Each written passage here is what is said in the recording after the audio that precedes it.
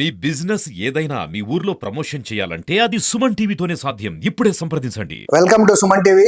2024 సార్వత్రిక ఎన్నికలకు సంబంధించి కడప జిల్లా వ్యాప్తంగా జరిగినటువంటి ఎన్నికలు చాలా పకడ్బందీగా అత్యంత ప్రశాంతంగా కొనసాగాయి. ఈ ఘనత అంతా కూడా కడప జిల్లా పోలీస్ శాఖకే దక్కుతుందని కూడా ఇప్పటికే అటు ప్రజలు కావచ్చు, ఇరు పార్టీల నాయకులు కూడా సంతోషం వ్యక్తం చేస్తూ వచ్చారు. ఈ నేపథ్యంలోనే కడప జిల్లాకు చెందినటువంటి ఓ అజ్ఞాత వ్యక్తి 2024 సాధారణ ఎన్నికలకు సంబంధించి పోలీసులు అక్రమాలకు పాల్పడ్డారంటూ ఒక కరపత్రాన్ని విడుదల చేయడం జరిగింది.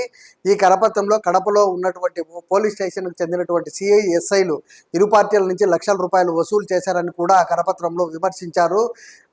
తమతో పాటు తమ సిబ్బందికి సైతం డబ్బులు ఆశ చూపి పార్టీలకు ఒత్తాసు పలికే విధంగానే తాము ఎన్నికల్లో సహకరిస్తామని కూడా ఆ పార్టీ నాయకులకు కూడా చెప్పినట్లు ఆ లేఖలో చెప్పడం జరిగింది. ప్రధానంగా 2024 ఈ సాధారణ ఎన్నికలకు సంబంధించి కడప జిల్లా వ్యాప్తంగా కూడా ఎన్నికలు అత్యంత రసవత్తరంగా కొనసాగాయి. ప్రధానంగా కడపలో తెలుగుదేశం పార్టీ తరఫున రెడ్డప్ప గారి మాధవిరెడ్డి పోటీ చేస్తే, అటు వైఎస్ఆర్ కాంగ్రెస్ పార్టీ తరపు నుంచి డిప్యూటీ సీఎంగా ఉన్నటువంటి అమ్జద్ బాషా పోటీ చేశారు. వీరి ఇరువురి మధ్య కూడా పోటీ అత్యంత రసవత్తరంగా సాగింది. నువ్వా నేనా గెలుపు అంటూ జరిగినటువంటి ఈ ఎన్నికల్లో డబ్బులు సైతం విపరీతంగా పారాయి అన్నటువంటి ఆరోపణలు కూడా బలంగా వినిపించాయి. ఈ నేపథ్యంలోనే పోలీస్ శాఖ చాలా గట్టిగా ప్రయత్నం చేసింది. డబ్బులు పట్టుకోవడం కావచ్చు, చెక్ పోస్టులు ఏర్పాటు చేయడం కావచ్చు, ప్రతి ఒక్కరికి తెలిసిన విషయమే. కానీ కడపకు చెందినటువంటి ఓ పోలీస్ స్టేషన్, అదే 1 టౌన్ పోలీస్ స్టేషన్కు సంబంధించి అక్కడ పనిచేసే సిఐ భాస్కర్ రెడ్డి కావచ్చు, ఎస్ఐ మధుసూదన్ రెడ్డిలు ఇరువురు కూడా అటు వైఎస్ఆర్ కాంగ్రెస్ పార్టీ నుంచి, తెలుగుదేశం పార్టీ నుంచి 30 లక్షల రూపాయలు వసూలు చేశారన్నటువంటి ఆరోపణలు ఓ అజ్ఞాత వ్యక్తి రిలీజ్ చేసినటువంటి కరపత్రంలో పొందుపరచడం జరిగింది. ప్రధానంగా సిఐ భాస్కర్ రెడ్డి వసూలు చేసినటువంటి 30 లక్షల రూపాయల్లో అత్యధికంగా తిరుపతిలో నిర్మిస్తున్నటువంటి ఇంటికి ఖర్చు పెట్టాడని, మిగిలిన మొత్తాన్ని ఇక్కడ ఉన్నటువంటి ఎస్ఐ మధుసూదన్ రెడ్డికి అందజేశారని కూడా ఆ కరపత్రంలో అజ్ఞాత వ్యక్తి ఆరోపణలు చేయడం జరిగింది.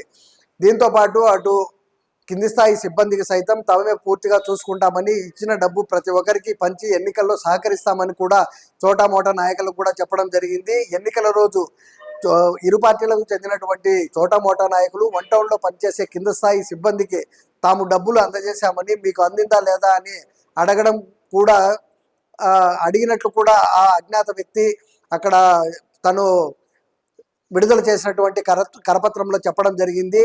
మొత్తం కింది స్థాయి సిబ్బందికి మాత్రం తాము ఎలాంటి డబ్బులు అందలేదని కూడా వారు ఆ పార్టీ నాయకులతో చెప్పినట్లు కూడా ఆ కరపత్రంలో చెప్పడం జరిగింది. ఏది ఏమైనా ఇంత ప్రశాంతంగా కడప జిల్లాలో జరిగినటువంటి ఎన్నికలు పోలీస్ వ్యవస్థలో కొంతమంది చేసినటువంటి తప్పిదాల వల్ల ఈరోజు ఓ అజ్ఞాత వ్యక్తి వేసినటువంటి కరపత్రంతో కడప జిల్లాలో ఉన్నటువంటి పోలీస్ వ్యవస్థకు మాయని మచ్చలా తయారైందనే చెప్పవచ్చు.